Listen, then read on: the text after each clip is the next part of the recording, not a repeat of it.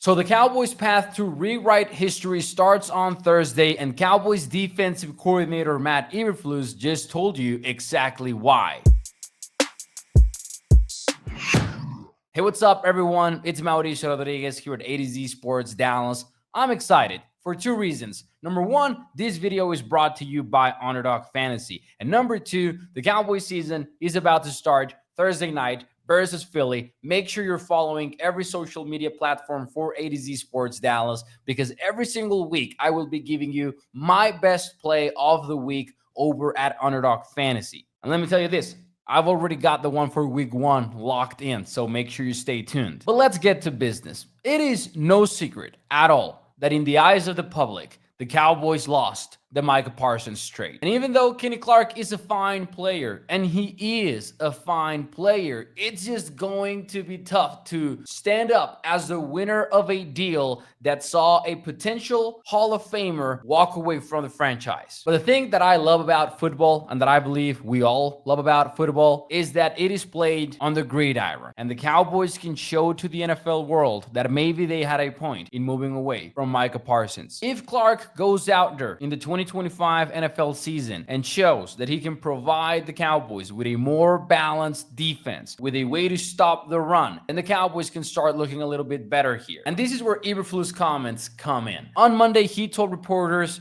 that Kenny Clark is expected to go week one and that he doesn't think it will be a problem for him to only have arrived a few days before the NFL kickoff game. His exact words: first of all, Clark is very smart as far as for him to pick up the scheme. Our scheme and the Packers are very similar schemes. I don't think snap count will be a problem. Now you can add to this that Kenny Clark himself told reporters that he could go for as far as 50 plays on Thursday. And he also mentioned that the scheme is very similar. Kenny Clark mentioned specifically that the Packers were doing some upfield stuff. They're going to play a one-gap defense under the Matt Eberflus era, which means you are assigned the one gap, and that means you got to be able to attack it aggressively instead of engaging your blocker and taking care of two gaps while you steer him one way or the other. And let me tell you this, Clark being able to go right away is going to be massive for the Cowboys, especially with a test against the Eagles on Thursday. Keep in mind,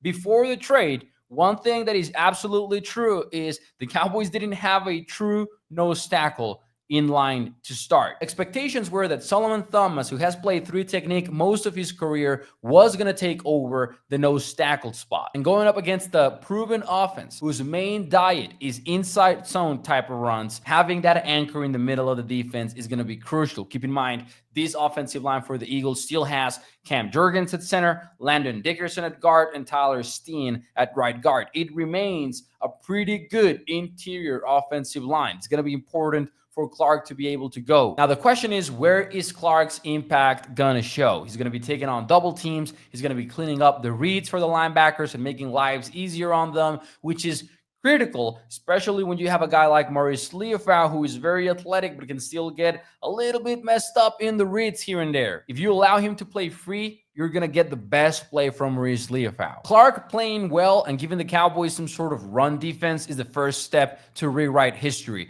Now, I'm not saying that we're going to look back on the Micah Parsons trade and be like, Dallas clearly won it. I don't think that will happen, but I do believe Clark plays well and the Cowboys have a good run defense in 2025. Hey, we might shrug our shoulders and be like, well, they did get something more than I expected. Maybe it starts to look like they had a point making this deal happen. But listen, I'm just glad we get to talk about football. We get to leave the contract conversations aside, and we get to play football on Thursday night versus the Philadelphia Eagles. Let's go.